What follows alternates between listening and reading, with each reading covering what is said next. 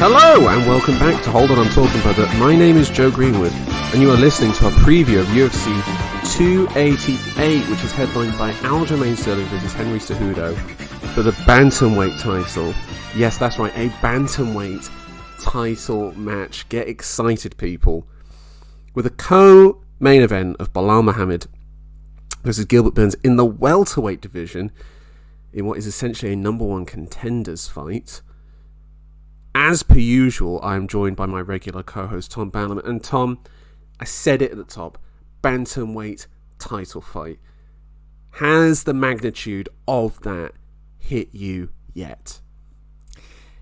It's coming. It's starting to wash over me. And I'll tell you what's doing it, Joe. It's watching Henry Cejudo in training and reflecting on where the sport was when he left it. What I can tell you is I did not expect his return to be against this man, Aljamain Sterling. Who would have predicted it? Yeah, it's an odd choice, isn't it? And you know what, listeners? We will get into that right now because we're about to break down UFC 288 for you. Now, for those of you that are joining us for the first time, me and Tom are going to break down the main card from the top to the bottom, and we're going to make predictions for each fight. We're going to pick who we think is going to win, and if we get that correct, that's 1 point, and if we get the method correct as well, that's 2.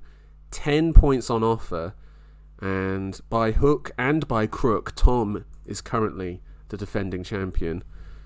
2 in a row now, I believe. Is it 2 in a row for you, Tom? It feels like an eternity, Joe. That's all I can say. Well, let's just wind that in, all right? Now, let's get into it. Tom, we're going to start with the main event. Aljamain Sterling defends the Bantamweight title against Henry Cejudo. Cejudo's first fight in 3 years, his last being a Bantamweight title fight where he defeated Dominic Cruz in Jacksonville, Florida, in the first kind of official COVID event. I know they had the one in Brazil, but that was the real first one, where he vanquished the greatest Bantamweight of all time and then retired, citing money, which has not been in the promotion of this matchup. That's why Cejudo left. Demetrius Johnson was being interviewed about this, and he said that, speaking to Henry, he was tired. He just had enough, and he just couldn't keep going on this run, and he wanted time off. Fair enough. Tom, let me ask you this question. Cejudo's coming back at 36 to face Aljamain Sterling. Why this matchup? Why has he come back for this one? I think that's an interesting question because Aljamain has been somehow, one way or another, sat astride the division for a few fights now. Perhaps Henry might have thought the whole Bantamweight picture might shake out a little differently. But nonetheless, here we are. I'm not sure it's a question of who the opponent is, but rather where Henry's at. And what I mean by that is I think he wants that challenge again. He said as much in his pre-fight interviews. He's hinted at a lingering desire to move up to a further division, to go up to 145 and fight Volkanovski. Surely a step too far, but this win could be the platform for him to really cement himself as one of the greats. Yeah, it's interesting because that gives you an insight to how he views the sport. Now, I think me and you are similar. We love the guys that stand at the top of the mountain and face the onrushing horde of contenders. You know, that's why we hold Kamaru Usman up as like near enough one of the greatest of all time. Israel Adesanya, like of the current crop of guys that can get up there. GSP, Anderson Silva, John Jones. Henry Cejudo is not of that make. Henry Cejudo is almost in a classic pro wrestling sense of belt collecting. Like, what's the next belt I can get? And it made me realise that actually that's his thought process, because that was the process he was in for such a long time of the Olympic wrestling is like the medal. That's it. That's all that matters. It doesn't matter how. That's all that counts. That's all that matters, is that you have the belt. You have the medal. Whereas for us, it's you have the belt and you mashed everyone else into the ground. And the style in which you did it. And of course the style that you do it. That's massively important as well. But anyway, Tom, what do you think I'm fair in my assessment there? No, I think you have to say you are. I mean, the man won the flyweight division and proceeded to abandon the division as fast as possible. I mean, he defended the title once against Dillashaw. Yeah, I mean, okay, but that was another belt in itself, you know? Yes. Dillashaw I mean, he was one of the greats at Bantamweight. Yes, for sure. And it was supposed to be him kind of crowning his legacy by going down to flyweight, ill-advised though it seemed to many. And I think that's a notch on the belt. Yeah, that's it's interesting to say that. Carl McLaughlin of the Combat Chronicles podcast, he said that when Cejudo beat Dillashaw, he thought of Cejudo as the bantamweight champion then. Like, in the boxing sense, because that's just what happens in boxing. Well, Joe, we can't ignore the fact that Cejudo, much like our current champ, Sterling, did win the belt in some dubious circumstances. What, because he didn't fight Dillashaw because Dillashaw ruined his career by going to flyweight and using EPO to get there? Well, actually, sorry, I'm referring to his flyweight conquest. Oh, sorry, yes, when he beat Demetrius Johnson. When he did not beat Demetrius Johnson, but the fight was called in his favour nonetheless. Yes. So I think, that he, although he would never acknowledge it publicly, he knows at least it was a very close fight. Of course. To have the chance to put his mark on the division, a defence against a big name like Dillashaw, irresistible. Promptly moves up to bantamweight, and his stay there is not long either, Joe. No. Defeats Marlon Moraes.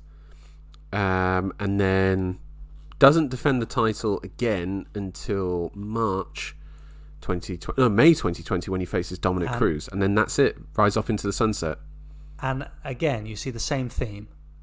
Perhaps the greatest bantamweight of all time. Certainly, people would have said that at the time, and I think you'd still have to argue that is the case. I would say Dominic Cruz is still the greatest bantamweight of all time. His CV, I think, is the strongest. As bantamweight champion. For now. For sure. And there we are. Cejudo retires. I was very disappointed at the time. I'd spent a lot of time doubting Henry Cejudo, and I was just coming around to okay, this guy's actually, he's pretty special. Yeah. He's pretty good. Yeah. Yeah. This Henry Cejudo, he's a good fighter. Mad take to have. Well, I didn't want to acknowledge it. No, neither did I. Me and you were desperate for Cruz to win that fight, weren't we? So, it was disappointing. I mean, he said, again in pre-fight interviews, it was that competition non-stop from 11 to 32, but it always seemed like a faux retirement. We never really believed it. We always thought he was coming back. Yeah. And I guess it is surprising that Aljamain is the man he comes back to. But as you say, Joe, 36 years old, now is the time. This is when his body still hopefully has something left in the tank. And it's Aljamain who sat astride the division. I know you're not a big fan of what he's done as the champion. Well, it's hard to be, isn't it? It's hard to be. I think part of it is the fact that we have missed out on, I think, Henry Cejudo's probably best years. You know, the fact is he was 33 when he won the title, 32, 33 years old. You know, and that would have been and he was just absolutely on fire in that Dominic Cruz fight. And then he leaves and we get an absolute mess of the division. You know, Petr Yan fighting Jose Aldo off a loss to win the title, and then loses it to Sterling in that weird DQ manner. Sterling then pulls out with injury, but we get Yan versus Sandhagen for the interim title, one of the best fights of all time. And then Sterling defeats Yan to unify and retain in a somewhat contentious decision victory, in which, you know, he took the back in rounds 2 and 3, and in hopes that he'd won round 1. And then he defeats a one-armed TJ Dillashaw. Now, this is the thing, is that Aljamain Sterling will say, well, I just beat who was in front of me. I got to interject. Go on. I have to raise an exception. I think you're a little bit too dismissive of what he pulled off in the second fight with Yan. Oh, and let me tell you why. Sorry, yes. Let me tell you why. That made it sound bad, but I do give him a lot of respect for that win. I think we have to. Nobody gave him a chance in that fight, and that was based off the first fight where he came out too fast and he got beaten fodder. up. He was being mashed into the ground. It was a bad look. Nobody really saw the adjustments he could make. Nobody saw a path to victory. That path, Joe, was the backpack, locking it in, and exploiting Petr Yan showing his back when he was scrambling to get up. That's true. And he did what he had to do, Joe. He took that position very quickly, very efficiently, and is one of the best in the game to do it. Let me just also suggest, though, that Petr Yan's corner was not able to get into the country, which was maybe part of another problem for Yan in that fight. This is the thing, is that, Aljamain Sterling's title defences and even title wins, they've got asterisks next to them. And so when you look at the names, you're like, wow, this guy beat Petr Yan twice. He beat TJ Dillashaw. They have got the audacity in the pre-fight montage to show Dillashaw getting pounded into the mat. Bro, they got to milk it. They got to try and get what they can out of that fight. Yeah. Now, for those who don't know, Dillashaw had one arm. Yes. He was injured going into the fight. And it popped out in the fight. A travesty. It was mental that he did that. Mental. Anyway, Tom, you made a good point there. We've talked about the narrative of this fight. And that other name there, which we brushed over, we talked about Petr Yan and Cody Sandhagen having an all-time belter. Aljamain Sterling vanquished Cody Sandhagen in no time at all, in 1 minute, 30 seconds, I believe it was. Yes. Took his back, choked him out, closed the show. Yeah. So he is of that caliber. Oh, for sure. He has Pedro Munoz on his record. He has Jimmy Rivera, back when that meant something. Oh, very much so. I think Rivera had only lost to a Sunsao, had he? Or no, Marlon Moraes even. Like, that was it. And then he had the Sterling loss. Something at some time. So yes, of course. Here we are, Joe. I think we should get into it. How's this fight going to play out? What should we look for? It's interesting, this, because I actually really think this depends on what Cejudo's going to do. So if Cejudo presses into Sterling, as in takes the centre of the cage and moves forward, Cejudo's had that karate stance, you know what I mean? And he almost literally has the palms out, sort of karate style, heavy on the lead leg, pressing into Sterling. We're going to see Sterling doing his thing, which is lateral side-to-side movement along the cage, switching stances as he does that as he moves, pivoting into different stances, and then throwing wild, funky shots. High kick if he's going to his right, in southpaw, high kick from the right leg, and if he's going to his left, in southpaw, high kick to the head from the rear leg, or body kick from there. We'll see that a lot. Lots of interesting little spinning elbows as well he'll throw in there. I mean, let's just be honest, like, if we're looking at his striking in a technical style, he ain't going to make it far in Thailand. Do you know what I mean? Like, his striking is not of that standard. He's not Bangkok ready. No, he's not Bangkok ready at all. He is not Bangkok ready in the slightest. But it is incredibly effective for what he wants, which is he kind of basically wants to get hands on you to either disrupt your rhythm so that he can then shoot in for a takedown, which for the most part in his recent fights, he's not been that successful with takedowns. His takedowns haven't been very good. I want to get into a takedown so then I can get my chest to chest to you, get into your body, get an underhook, get you turning, make you have to get into an overhook, get you moving into positions so that if I can even get a hint of the back, a hint of that back, he's leaping on it. Like, any sniff of the back, he's going to try and leap at it. And it's like, there's a great one where, in the Petr Yan fight, this is another thing, by the way, court kicks. Kicks to the body, Aljamain Sterling is so good at catching them. And if you go low, he'll even reach down for one of those, which might open up for something for Cejudo. But he is very good at catching kicks. Yes, sorry, Tom. Yeah, Joe. That's a lot to look into there. But we did notice some similar themes. And we're more talking there about weaknesses you might have in Cejudo, in that, as you say, Sterling has got a lot of takedowns off of catching kicks, and Cejudo's going to want to rip that kick in there. He's going to want to work that. That's become one of his weapons since he's adopted this more kind of refined karate style, where he can also blitz in, but he's largely like controlling the distance very well. Yeah. He does obviously use kicks to control that distance. Something Henry needs with his miserly reach. Well, which let me just highlight to you, Joe. The reach disadvantage here: 64-inch reach for Henry Cejudo versus a 71-inch reach for Aljamain. So Cejudo's going to be wanting to make up for that by controlling distance with kicks. Yeah, could be a risk.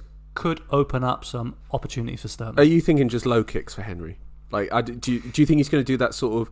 Because he does that thing of like he pumps the hands to then move forward into the kicks, like he did against Cruz, where he just swiping across. Like, I'm going to go. It's a blitz. The blitzing sort of low kick to take away your movement. Because that's what he did to Cruz, which was work the body and the legs, took away Cruz's movement, and then sort of read his resets to sort of set up that knee. The thing is with Sterling is that like Sterling is like probably physically the biggest guy Cejudo's faced. Like even Cruz is bigger than Cejudo, but like he's not like as big as Aljamain Sterling. Sterling is going to be moving up to featherweight at some stage in his career. Is there a bigger bantamweight than Sterling in the top 15? Who comes to mind? You mean mass? Yeah, physicality. Height? No, I'm talking about the whole package, Joe. I think the only Ricky Simone with his back, but the Sandhagen in terms of height, O'Malley in terms of height, but physicality, I think Sterling is pretty much one of one, isn't he?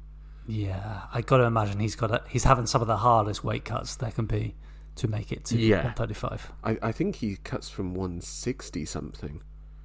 I mean, it's a lot, man. He's cutting a lot. It's a lot, and we know that Cejudo was quite at home at flyweight. Now, of course, the man has bulked up significantly. You can see that. Yes. I wouldn't say he's Daniel Cormier at heavyweight. No. He's got a big frame on him. Yeah. That doesn't make up for the reach. No. And the height. No. And Henry's always going to be fighting at that disadvantage, but it's going to be most pronounced here. Yeah. The thing that I never really want to write Cejudo off now, because like rewatching his fights, he's such a great game planner. And also, he's great at adjusting mid-fight. Like, you talk about that karate stance.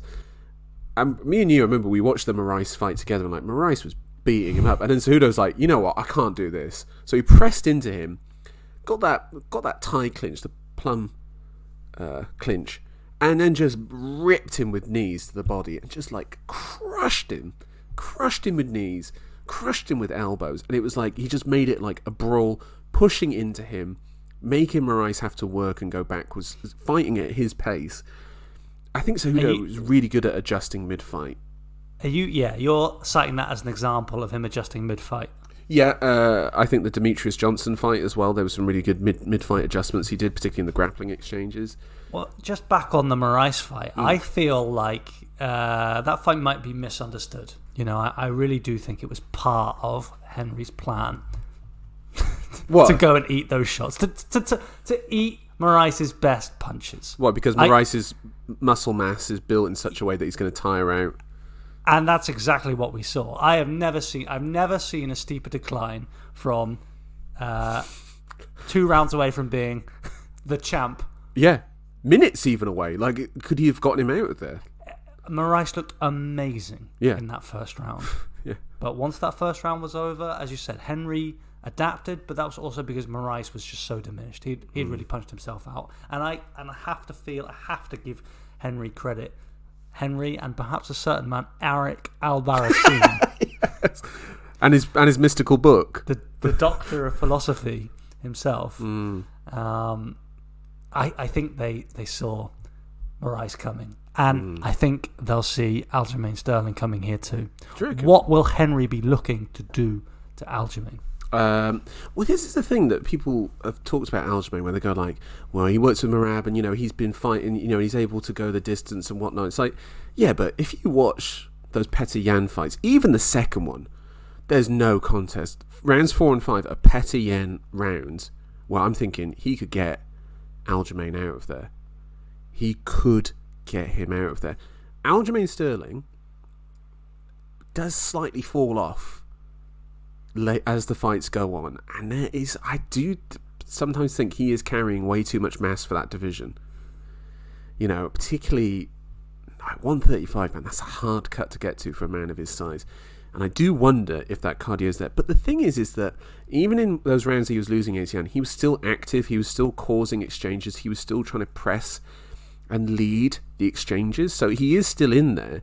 It's just that obviously Petr Yan is a later rounds fighter anyway. So maybe that sort of stylistic matchup lines up there. The problem is though, we're also having to make predictions off of a man who's not fought in 3 years. That's the other issue. What is this Cejudo going to look like? Now, according to Aljamain Sterling, he thinks he's on the juice, which, Aljamain, now, you've made this claim a couple times against your opponents. Something about stones and glass houses seems to be coming to mind now, particularly with your teammate, Mr. Dubashvili, who, I've got to say, his blood is mostly EPO, so do not be giving me that nonsense. I don't know, man. It's hard. It's hard for me to predict. Like, I've struggled with this fight for about a week or two now to really think about what it's going to go like. If you knew you were going to get the Henry Cejudo who left the division 3 years ago as champ, would that make it much easier for you? Like what? He's transported from that Dominic Cruz fight into this one. Aljamain at this point. Yeah. It'd be easier in some aspects, yeah. It would be. But I just don't know, man. Like, I don't know. Because I know some people go about like, well, Cejudo's got good striking, he knocks people down, obviously his wrestling is so much better, but like, this is MMA. And Sterling's even said this is MMA wrestling. Like, yeah, you could... It's a different sport. It's not the same thing. My grappling, like when I get to the back, that's not wrestling anymore, that's grappling. Can he get to the back, though? Because Cejudo's scrambling is superb. Like, you watch the second Demetrius Johnson fight, there's this one trip he gets where like he kept getting like this inside trip where there was one where he went for a takedown, DJ blocks it, and Cejudo's on his knees coming back up and then gets the trip from there, and it was so good. Daniel Cormier popped on commentary where he's just like, oh my god, like when he sees some super slick wrestling, that's when Cormier pops.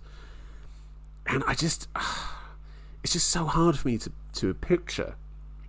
That's the problem with this fight. Because if we were getting O'Malley versus Sterling, we would have a clearer idea of what we were going to get. So that's just there's this glue that's missing for me.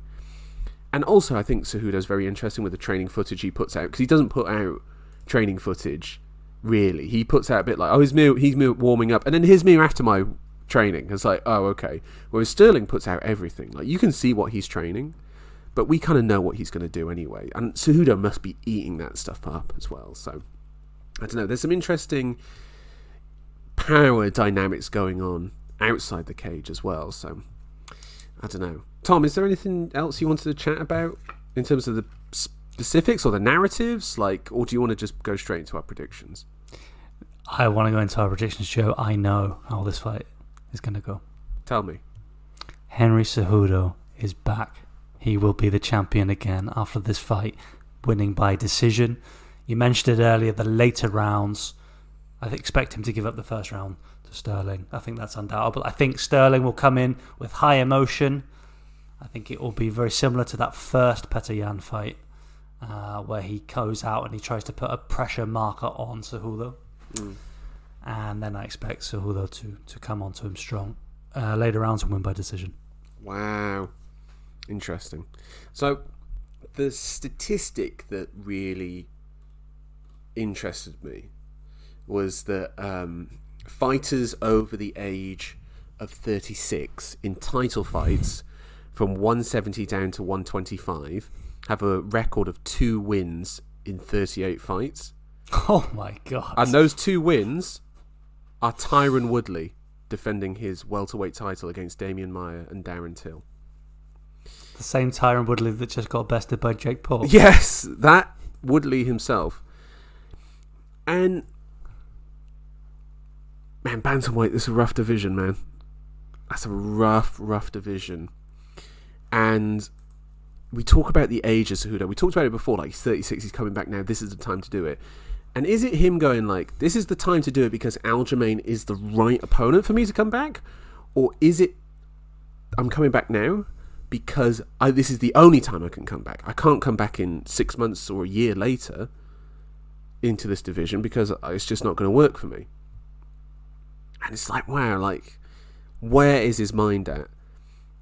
And then I look at all these elements, I look at all these different things, and like, I just have to give it to him. I really have to give it to Aljamain Sterling here. He's been overlooked so often. And I just can't look past, like, just the sheer physicality of this man. And that is why I've gone for an Aljamain Sterling decision win over Henry Cejudo. And to be honest, there's even a part of me that thinks he might even finish him. Like, I think the strength and power of Sterling might be a bit too much for Cejudo. And it's like, these guys can come back, but like, we see John Jones come back and beast Cyril Gane, and then we realise, oh, Cyril Gane's not that good, you know? But the thing is that Aljamain Sterling is that good. He is of that upper class, and I struggle to see how Cejudo... I don't know, I've got this image in my head of like a 36-year-old Henry Cejudo losing this fight and just going like, yeah, well, you know, I came back, I'll see you later. Off I go. You know? I think that really underplays the competitor that he is. Oh! I don't think he would come back unless he knew that he was in the shape to do it. I just don't. I don't see that. I think he's come back because he thinks Aljamain's beatable as the champ. Like, that's what he thinks. I don't think he's cherry picked Aljamain either, Joe. Do you not? I really don't. Then why didn't he come back for Petr Yan then? Petr Yan would have been easier then by that rationale. Or was he not ready to come back yet? Do you think? I don't think Petr Yan would be an easier matchup for Henry Cejudo. Really? So what do you think? Yeah. All right, out of the top 5, who do you think is the easiest fight for him, or the top whatever you want to choose? I'm thinking it's Sean O'Malley. I think O'Malley would beat him. Keeps him at range. I think he might finish him. Clips him coming in. Oh yeah, I think his striking is. Thing is, like, O'Malley's got dim Mac, touch of death, power. Yeah, you know, I don't know. It's a fascinating fight, and like I mean, yesterday I was like, I think Cejudo's going to do it, and I was just like, man, I don't know. Like, I've shat on Sterling multiple times on this podcast, and I think, you know what? Now I've got to give him. I'm going to do it. I'm going to back him. And I'm going to see if he can do it. If Cejudo can do it, I would not be surprised in the slightest. But it was quite literally a 50-50 coin flip for me. But you were quite certain on Cejudo. And the odds makers too. I thought it was quite even, though. I thought Cejudo's the favourite. No, evens. Evens. I just look at what Cejudo's been able to achieve and the tools that he has, and I think they eclipse Sterling. I really do. I don't see Sterling besting Cejudo in a stand-up matchup. I don't see Sterling being able to work many takedowns. I don't see, for example, Henry kicking to the body often enough to offer that as a possible way for Sterling to take it to the mat, where I do think Sterling would be a big threat. And I also don't see Sterling ducking in for a single leg without eating a knee. I really see it as quite limited for Sterling if we're getting the Cejudo that I remember. That's interesting. And I remember him, it's in hindsight. I recognise him from looking back from now. Yeah. You know, with rose-tinted glasses and with the full, you know, passage of time that's gone on, and I say, well, he has done some great things in there. Yeah. I think if he beats Sterling, like, you know, I wouldn't put him as one of the all-time greats, just because simply of my preference of what I want from that level of competitor. But my word, to come back at this age to do it, that's remarkable. It is remarkable. Anyway, we've gone quite long on that one, Tom. Let's go into this co-main event, which I've got to say is actually quite delicious, I must say. Gilbert Burns is back 3 weeks after retiring Jorge Masvidal. Tom hopes that he retires Belal Muhammad due to your absolute disdain and hatred of the man because he defeated Vicente Luque. Let's go into this. He faces Belal Muhammad in a 5-round co-main event. I love that. By the way, the one of them who asked for this was Belal Muhammad, which I think is mad, him asking for that. It's coming off Ramadan. For it to be 5 instead of 3. Yeah. He's coming off Ramadan. And he has been observing that. I know he's been training and I know whatever else, but, that's probably not the best circumstances to be training for Gilbert Burns. But... I mean, Burns is coming in on less than 1 month's notice, Joe. Yeah, he's taken a short notice. Wait, hold on. Here. Well, can we talk about his 2 fights from this year? This is his 3rd fight in the year, and it's May, which is madness. The first one was Neil Magny, where I don't know if you know this, Tom, but he actually had a seminar organised to teach for the following day, so I don't think he was that bothered about that one.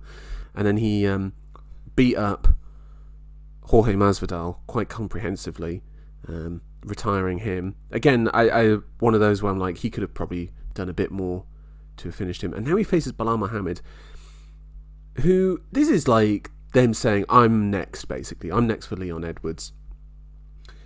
Belal, somewhat unheralded.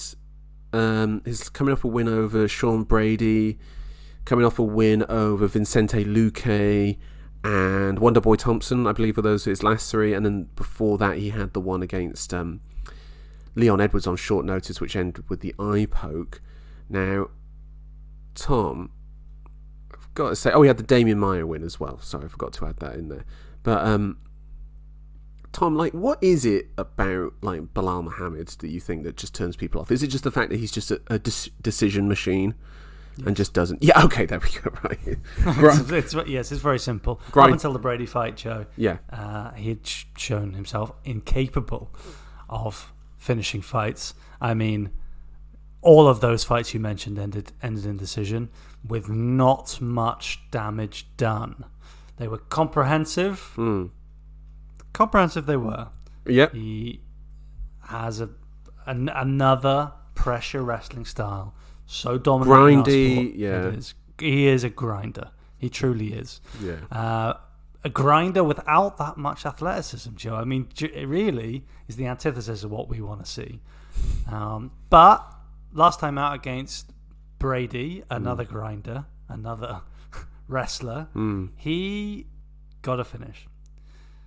And how did he get that, Joe? He pressured Brady to a point where they had to trade hands on the feet. There were no takedowns in that fight.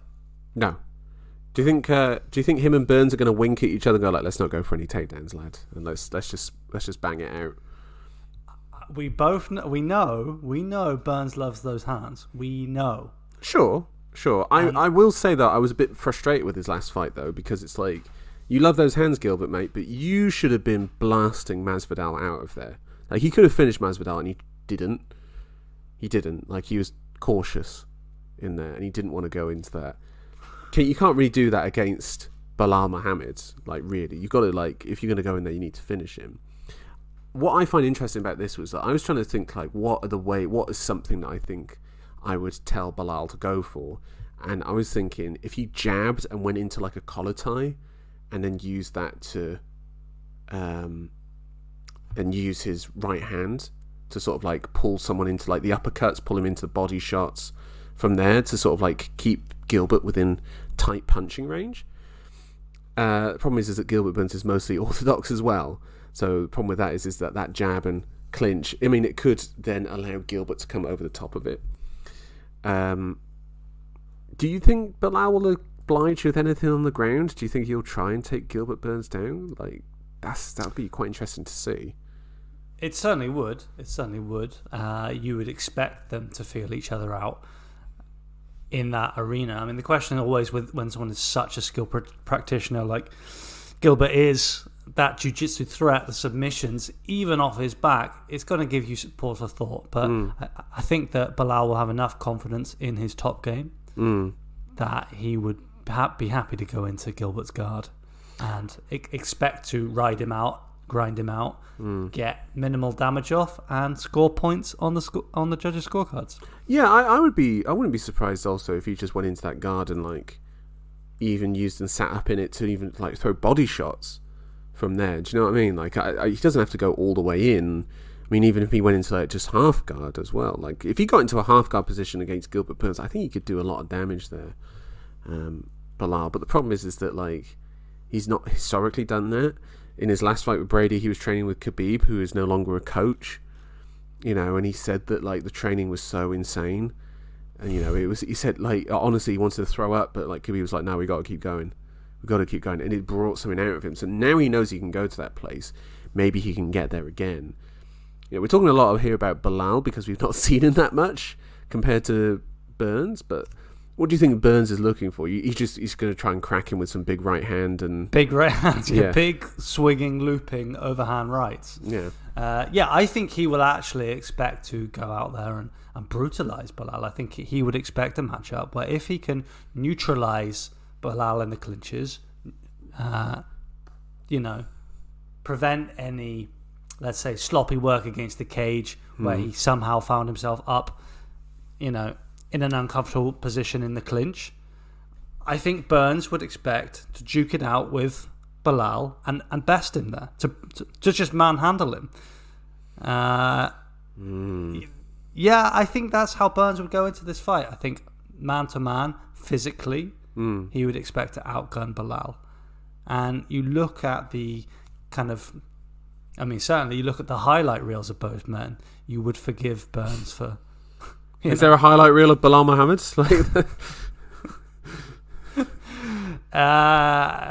UFC it's a short one. Guys, they're excellent. They're at the top of their tiers, and you just see, basically, you see an uppercut, you see a straight left, you see a right around the guard, and that's his fight against Sean Brady. Yeah. And they just stretched that out into infinity.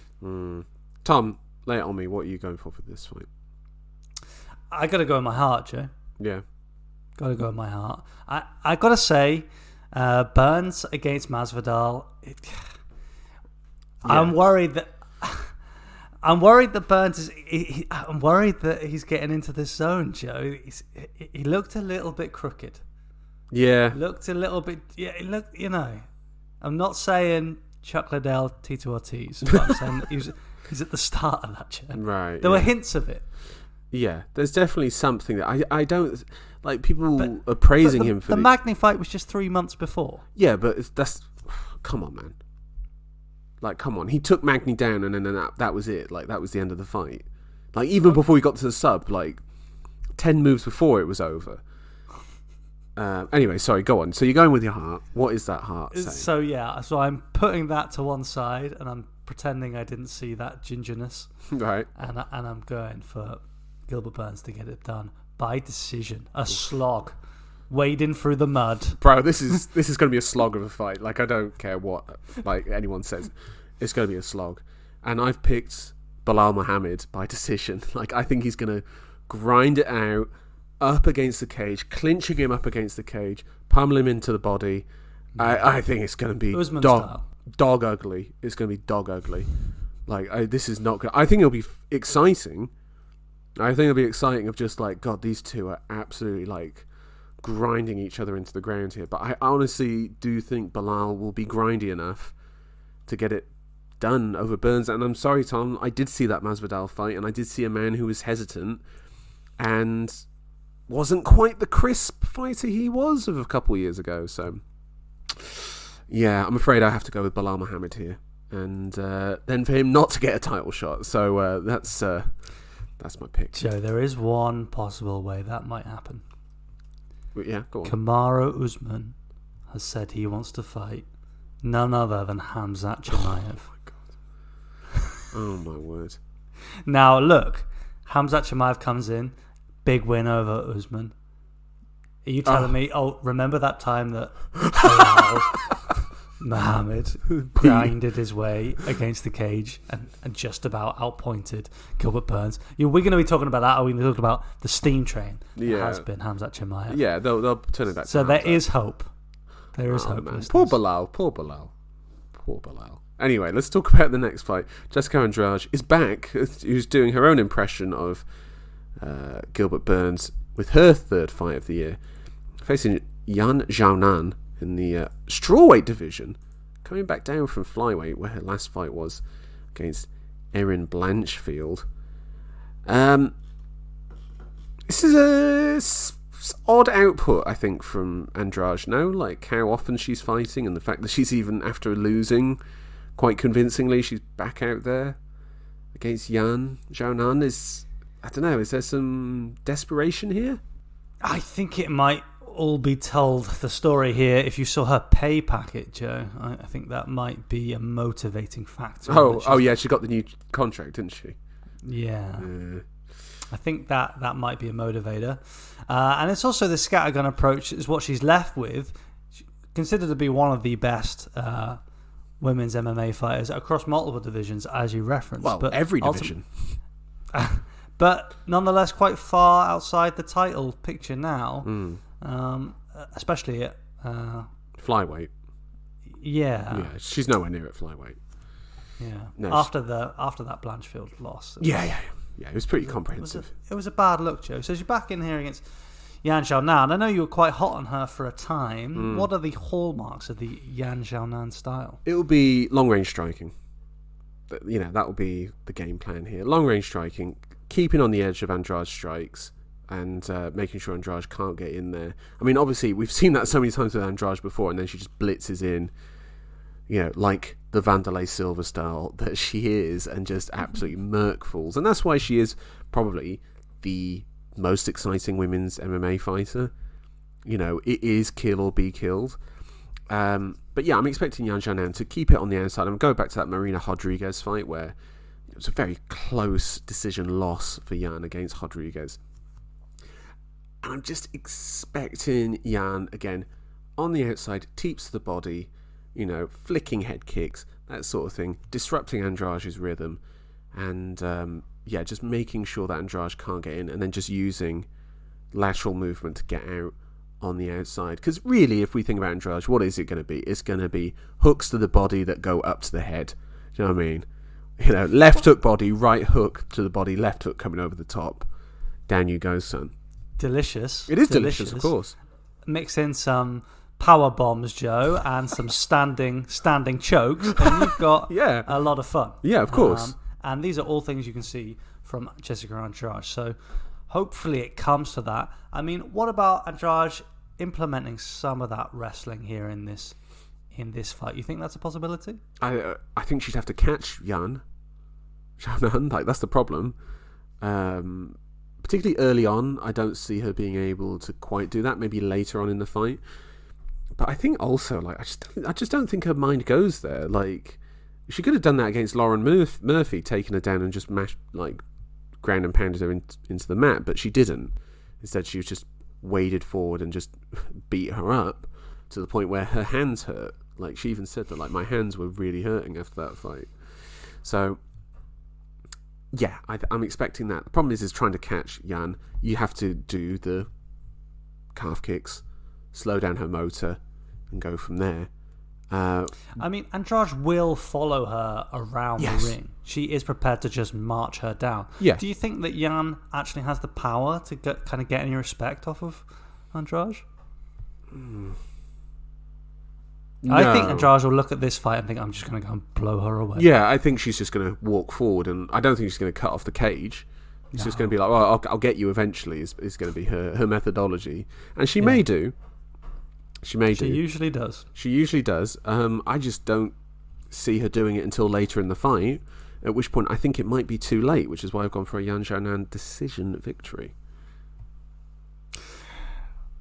Joe, I have picked Jessica Andrade to win this fight by decision. Oh my word, we are literally split on all the fights so far, aren't we? My God. This has never happened, Joe. Is this what happens to you after you lose? What is it? Did we say 3 times in a row now? I've lost 2. I've lost 2 now. Never mind 3. Keep that. All of 2023, you've just been losing. What are you on about? I won the Jamal Hill one. I'm not having this. I won Jamal Hill. What was the one after that? Can't remember. Doesn't matter. Makachev Volkanovski. I won that one as well. So pipe down with your nonsense, all right? We're literally 2-2 when it comes to pay-per-view. So again, wind in. Anyway, we've been very different on all the other fights. All the fights so far. But now we're getting to... we will come together as one. Movsar that one is Movsar Evloev. He's fighting Diego Lopes. Yeah. Joe, we were supposed to get Bryce Mitchell versus Movsar Evloev. Yeah. 2 ranked featherweights. But mysteriously, Mitchell has come down with a bad back. This is weird, isn't it? Why has he got a bad back the week of? Yeah, I think somebody's had a word in his ear. It might be Jesus. Is he on the undercard? Jesus, yeah. Yeah, I mean, I didn't like this matchup for Bryce. No. I got to be honest. No. And I sent him a message and explained to him, like, look, son, you just fought Topuria. Yeah. You can't follow that up with a matchup against Evloev. Yeah, the Russian Topuria. he pulled out wisely. Yeah. So instead we get Diego Lopes stepping in on 5 days' notice. The call went out, who wants to get mashed on Saturday night for almost no money? And Diego Lopes, I believe he lost on the Contender Series. Yeah, it was a weird one where it got to the third round, and then he jabbed his opponent. And as he jabbed his opponent, his opponent puts his hand out and he pokes him in the eye, and they called the fight off. And the third round was scored a 10-10 then, and then he lost a technical decision, which was very odd. Yeah, can I tell you a bit about Diego Lopes, Tom? Do you want me to? I think you should. Yeah. Well, Diego Lopes, to let you know, his main. Do you want to know his main martial art, Tom? Jiu-jitsu. It is the jiu-jitsu. Yeah, he is. He's Brazilian, Joe. We know. We've done our research. Well, all right, son. He is the grappling coach of Alexa Grasso and Irene Aldana. That is his main attribute. So obviously he was a part of Aldana's game plan to defeat Shevchenko when she obviously leapt onto the back and got the choke in. Aldana? No, sorry, Grasso. Sorry, my mistake there. Sorry. It's almost like I called. So I didn't call Corey Sandhagen Cody Sandhagen earlier, combining Cody Stamen and Sandhagen there together. Unlike you, Tom. Let's not that I'm bitter or sensitive. Let's go on to about Lopes. Good jiu-jitsu, but his striking is appalling. Like, I was watching this Contenders fight and I was just like, this guy's just no good on the feet. And I just had this image of, you remember the Topuria versus Mitchell when he just pancaked him, like put his hand on his chest and just mashed him into the ground and ground and pound. Sit down. Yeah, sit down, son. You're going back down there. I think we're going to get this, and you know what we're also going to get? We're going to get Evloev's first finish in the UFC. Oh. I'm going to go with a TKO KO for Evloev. I think he's just going to destroy Lopes, and he'll do it wherever he wants. Like, he'll go into the ground with him and just smash him into the ground. I don't. This is not competitive at all. No. And I'm actually surprised they're keeping it on the main card, actually. So. Yeah, I think that kind of speaks to the whole setup here. Not a 10 out of 10 card. Not that much heat. No. A 6 out of 10. Yeah. Yeah. I've also picked Evloev to win. He's got that headhunting style. Could finish the fight. But I leant towards a decision. Wow. Yeah. Long card. I regret it already. Right. That's what I put on the paper. My word. Yeah. Fair enough. Well, Tom, let's talk about this weird little fight that's opening the main card. Kron Gracie is back. How many years away now? 4? Yes. 4 years away. 4 years of research into the shape of the earth. Yeah. And the man has returned. And he still doesn't know how to strike. Yeah, that's... Kron Gracie is back and he's facing Charles Jourdain, opening this main card in the featherweight division. It's just a really odd fight to come back on for Gracie, because his last fight against Swanson couldn't take Swanson down, because obviously Cub Swanson is a good fighter who is experienced. He's like, well, I'm not having that. We're going to strike out on the feet. And he just beat him up. Now, admittedly, Gracie did take it and gave it a little bit back, but obviously was not on the same level as Cub Swanson. Faces Charles Jourdain here. Jourdain must be looking at this going like, well, I'll just watch that fight and then just do the exact same thing again, no? Like, that's what he should be doing. Unless they really think that Gracie can get a good win here and get back on track. Like, why have they put this in? I don't think that track's going anywhere. No. No. Kron Gracie is a bit of a weird fella, Joe, and I think he just needs some money to fulfill his independent life in the cabin in Montana, which Right. I believe he's now taken residence in, having left LA. Wait, are you being serious? I'm being serious. To research the shape of the Earth. Wait, hold on. Is that a shoot? Like he's actually doing that for real? That's for real. Yeah. I thought we kind of decided that the Earth is round. No, not in his household. No, Oh my word. There's There's tape out there. You can listen to him.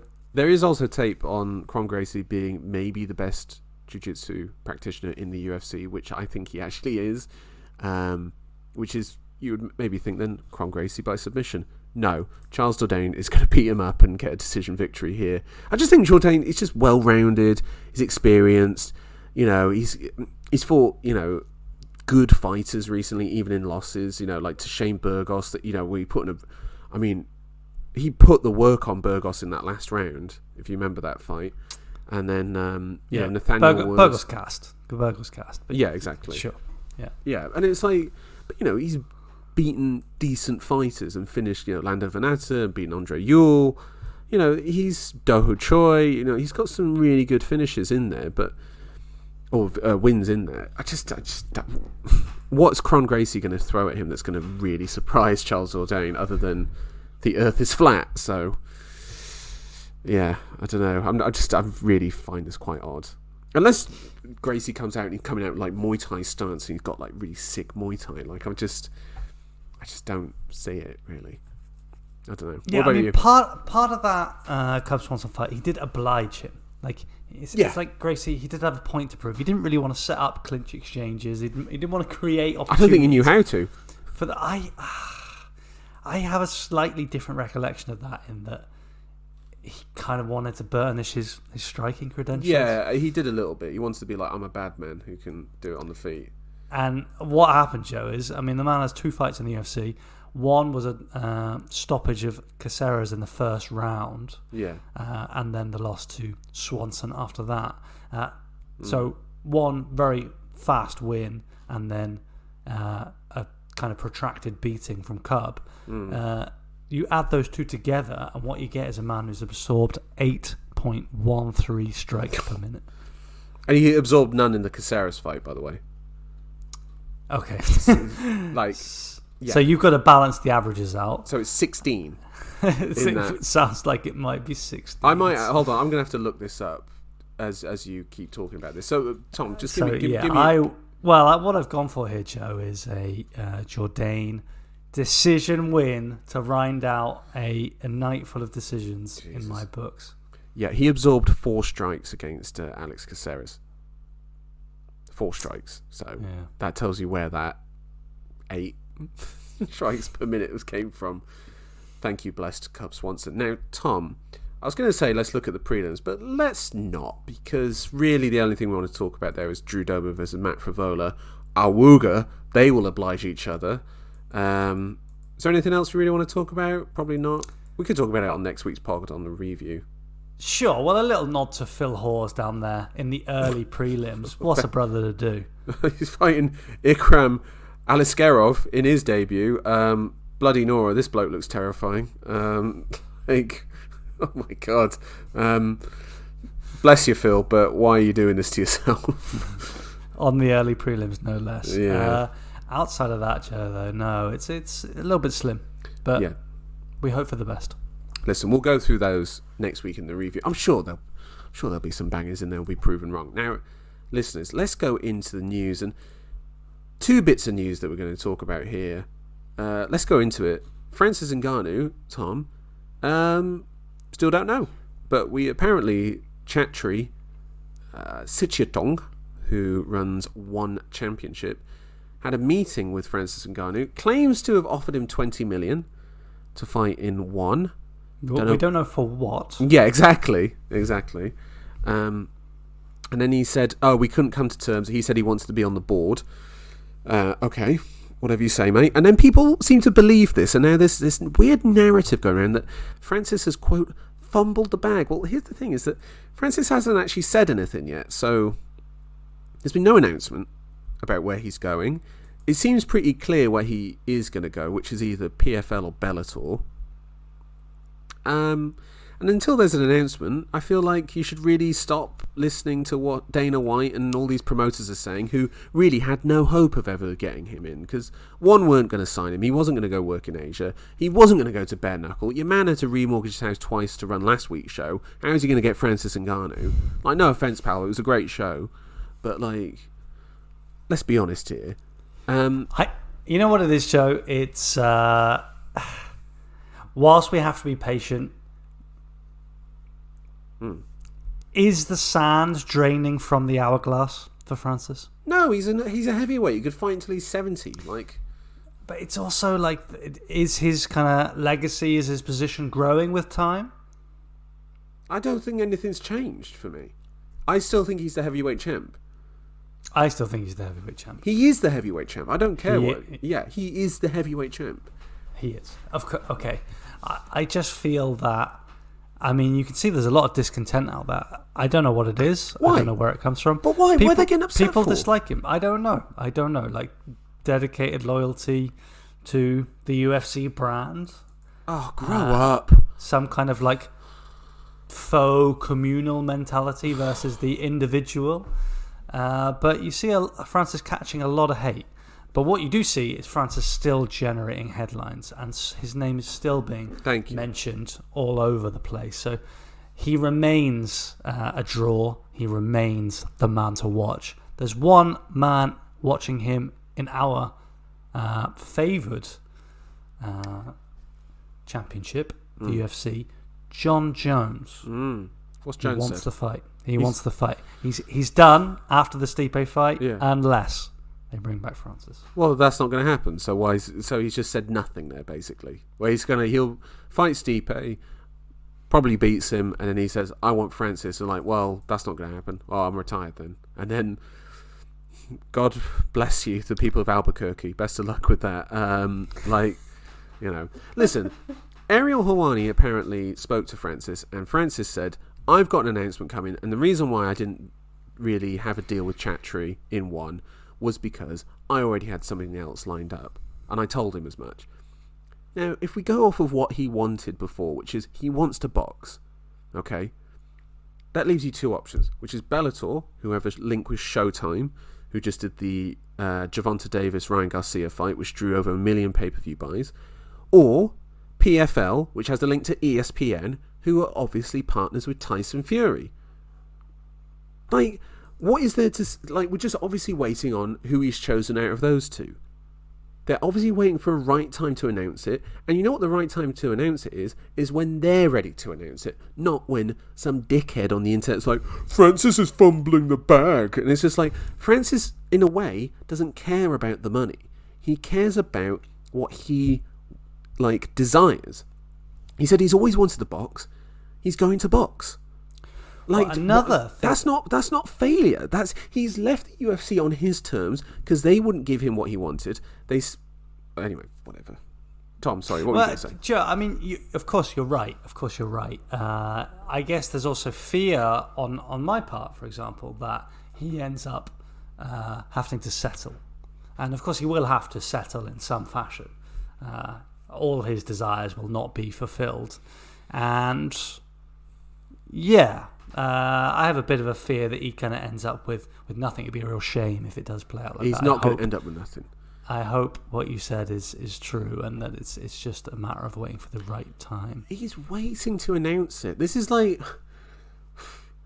Just because, like, these... By the way, the people believing Chattree... I mean, honestly, this is a man who's saying, like, this company's great, we're making loads of money, and then the documents come out. We lost 200 million last year, and the year before we lost 300 million. What, you're going to tell me that this guy's a great promoter? And then people go like, "Oh, well, Francis didn't really draw that many pay-per-views in the UFC." It's like, hold on, who are you blaming there? Francis or the UFC for not promoting him? Like, and you're blaming this weird thing, this weird brand loyalty to the UFC. Like, I feel like these people aren't real MMA fans in a way. You know, because they seem to form a majority, Joe. Like, really, you see a lot of flack out there for Francis. Yeah, because he's not said anything. But he doesn't have to say anything. And then when he says it, they'll be excited. "Oh, I'm fighting Deontay Wilder in August." Get hyped. And people will be absolutely losing their mind. "I'm fighting Anthony Joshua, in Do Madison you expect Square that first boxing matchup, a fully sanctioned 12-round boxing matchup? I think that'll be first. What? That would be wild. It would be wild, and then everyone will go like, "What a wild man! I can't believe this is crazy." And then he'll probably lose, and then everyone will be like, "Oh, he lost." And then you'll be like, "Yeah, well, that's what you expect." Probably lose. Probably. I'm giving it. Hold on. If someone has a 1% chance, it's probably lose. Okay. So Anyway, I just think people need to chill out. And they say like, "Oh, he turned down this huge deal from the UFC." It was an $8 million to fight Jones. It wasn't $8 million per fight. Yeah, this is part of the headline that's emerged that if he were to lose that fight to John Jones, he would take a significant reduction in wages. Another thing that's come out, Joe, one of the things he's fighting for, one of the things that's a sticking point, he wants guaranteed money, a certain figure, we don't know, maybe a proportion of his take for the fight, to go to the man he's fighting. What a man. And people want to try and say that this guy's the villain. Honestly, I feel like these people actually probably knew MMA fans that don't understand that like Dana White is a dickhead, and that no, really though, really, he's a fight promoter. These people don't know fight promoters, which is fine if you don't know, but I'm telling you, these people are liars. Look at the promotion for Ngannou versus Jones, just that Francis Ngannou doesn't exist. Are you going to watch that and go like, "Well, who's that weird tall black guy that was never mentioned of again? That was odd." Whatever. Anyway, last bit of news. Gone a little bit long on this week's pod. I know listeners savour every second of this. Conor McGregor is still not in the testing pool, so his fight with Michael Chandler has not been arranged. And Chandler has said, if he doesn't fight me, that'll be a stain on his career. Tom, what is your reaction to that? Sickness. Sickness, a tinge of sadness. Not because I really have to see this. It's just the saga. It's the debacle, Joe. I know. And we've got the Ultimate Fighter starting soon, and it's just odd, isn't it? It's just absolute par for the course, though. I would have expected nothing less. And Conor just sinking further down the drain. Yeah. Or down his bottle of piss whiskey, and very odd. Did you see, by the way, the video from Bare Knuckle where he yelled an instruction to Eddie Alvarez in the fight? Did you see this? It was like throw an uppercut, Eddie. He threw it, landed it, and then Eddie pointed at him like, "Thank you." Brilliant. The enduring appeal is still there. Yeah, it is still there. Anyway, listeners, thank you so much for joining us. Now, our picks for the main card were as follows: Kron Gracie versus Charles Jourdain. I picked Jourdain by decision. Tom, what did you pick? As did I also picked Evloev versus Lopes. I picked Evloev by TKO knockout, and you picked an Evloev decision, if I remember correctly. Regrettably, yes. And then, get this, listeners, we're completely split on all these fights. Andrade Yan Xiaonan. I picked Xiaonan by decision. Tom picked Andrade by decision. Gilbert Burns versus Belal Muhammad. I picked Belal Muhammad by decision. Tom picked Gilbert Burns. And in the main event for the Bantamweight title, Tom has fallen for it. He's picked Henry Cejudo by decision. I am backing Aljamain Sterling by decision to retain his Bantamweight title. Tom, any regrets over those picks other than Evloev? No, I expect to continue my reign as champion. Okay. Triple C, baby. 3 times in a row. All right. Listeners, thank you so much for joining us. You can contact us at holdonbrother69@gmail.com. Like, subscribe, spread the word, get into the comments. We'll reply, and we'll even reply on the podcast as well if it's a particularly good question. Thank you so much. We'll be back next week to review this card. Tom, thank you so much for joining me. Thanks, Joe. And listeners, thank you so much for joining us. Goodbye and good night.